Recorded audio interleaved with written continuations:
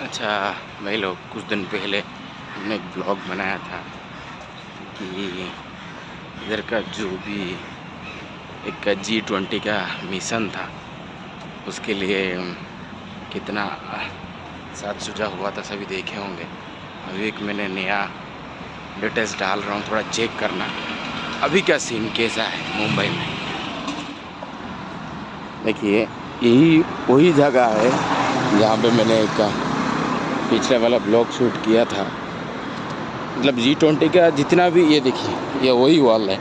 मतलब G20 का जितना भी पोस्टर्स था या व्हाटएवर जो भी आप बोल सकते हो, प्रमोशंस पूरा इधर डाला गया था। और ये कर रहा था कौन? वो आया ना, सभी सारा हरामी पंथी है। मतलब देश को महंगाई के जगह पे लेकर चला गया।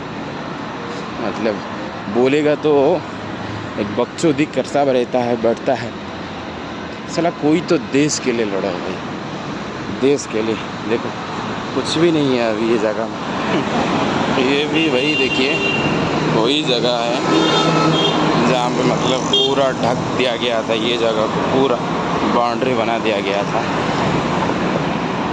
पूरा वाइट सफ़ेद में। और मेन चीज़ है तो बोझड़ के वो मोदी का ही फ़ोटो डाल दिया था गांडो साला।